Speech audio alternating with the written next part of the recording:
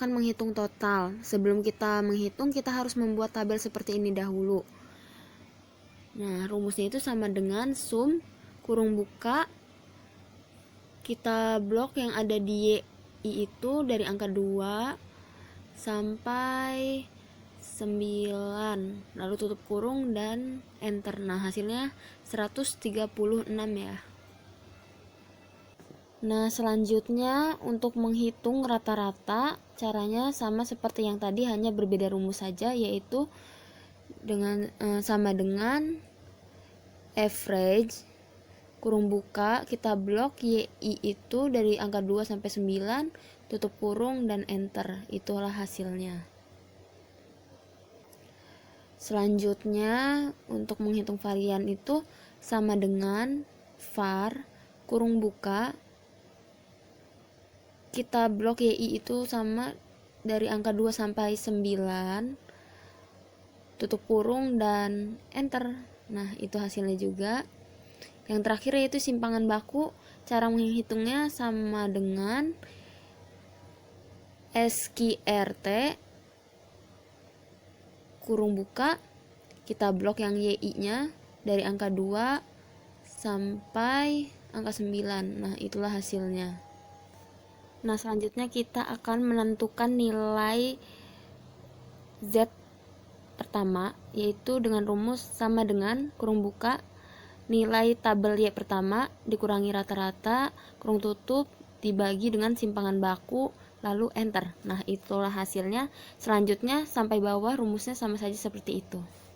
Nah, untuk menentukan FZI kita harus lihat terlebih dahulu tabel Z pertamanya, yaitu 1,69 dan dibulatkan menjadi 1,70. Hasilnya ialah FZI-nya 0,0446. Itu kita bisa lihat dari tabel Z-nya sebagai berikut. Nah, inilah tabel nilai Z, yaitu min 1,700, min 1,7 ada di sebelah kiri dan 0,00 nya ada di atas. Titik pertemuannya ialah 0,0446. Nah, maka itulah nilai dari FZI tabel pertama. Selanjutnya kita akan menghitung nilai SZI pertama dengan rumus sama dengan 1 dibagi banyaknya data. Banyaknya data yaitu 24, maka hasilnya sekian. Dan dilanjutkan dengan tabel berikutnya sama dengan 2 dibagi banyaknya data 24, selanjutnya sama dengan 3 dibagi 24, dan seterusnya hingga akhir. Selanjutnya kita akan menghitung nilai mutlaknya, yaitu dengan rumus sama dengan absolut kurung buka FZI dikurangi SZI tutup kurung enter. Nah, itulah hasilnya. Lalu kita tarik saja sampai bawah. Nah, maka itulah hasilnya. Ya, untuk tahapan selanjutnya dalam uji normalitas menggunakan metode Lilliefors itu yaitu menentukan Lilliefors hitungnya terlebih dahulu.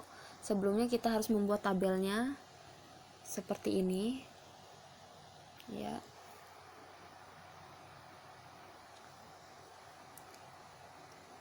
LO, lalu kita tuliskan rumusnya dengan rumus sama dengan max kurung buka kita blok tabel mutlak dari awal hingga akhir, tutup kurung dan enter. Ya, itulah hasilnya. Nah, selanjutnya kita akan menentukan Lilliefors tabel untuk perbandingan dengan Lilliefors hitung.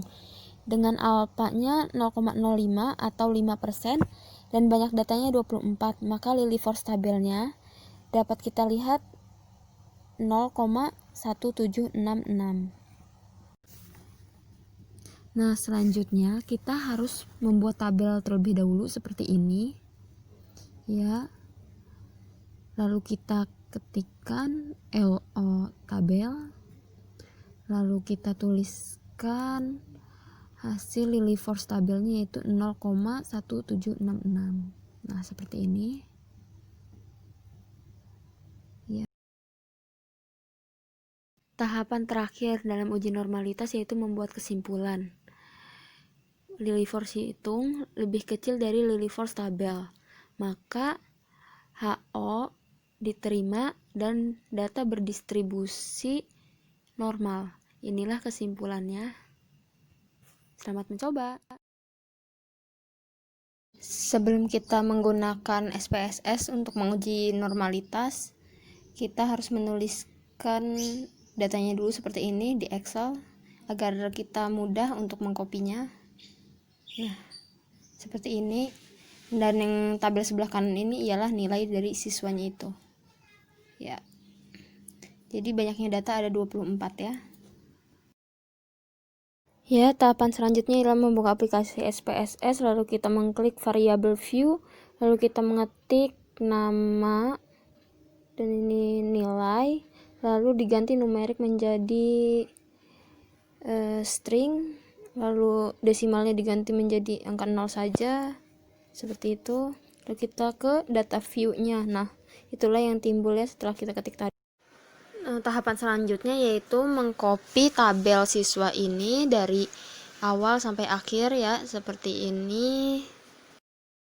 Lalu kita membuka SPSS-nya yang tadi kita copy itu, lalu kita tempelkan seperti ini ya. Tuh. Lengkap siswanya. Dan yang selanjutnya kita akan mengcopy nilai siswanya dari awal sampai akhir. Nah, kemudian kita buka SPSS-nya, lalu kita tempelkan datanya yang telah di-copy tadi seperti ini. Nah, tahapan selanjutnya yaitu kita klik analis, terus deskriptif statistik, dan yang terakhir ialah explore. Nah, akan muncul tabel seperti ini, kita klik nilai, lalu tanda panahnya. Setelah itu kita klik plot. Nah, muncullah tabel seperti ini, lalu kita klik sesuai yang digambar tersebut, lalu continue. Nah, akan muncul seperti ini. Untuk kesimpulannya ialah apakah data yang telah kita uji tadi itu berdistribusi normal atau tidak. Maka kita bisa menggunakan Shapiro Wheel.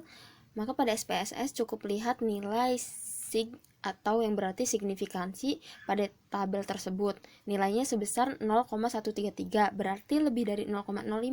Maka dapat dikatakan data tersebut berdistribusi normal, berarti HO diterima.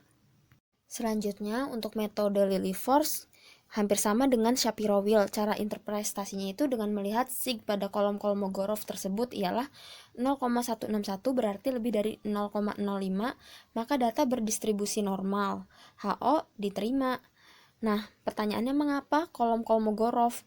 Coba perhatikan catatan kaki yang diberikan itu ialah tertulis Lilly force significance correction, yang kurang lebih artinya ialah penyesuaian dengan penyesuaian Lilly force. Nah, ini grafik histogramnya seperti ini jika data berdistribusi normal. Nah, selanjutnya kita akan ditampilkan grafik seperti itu. Nah, selanjutnya ini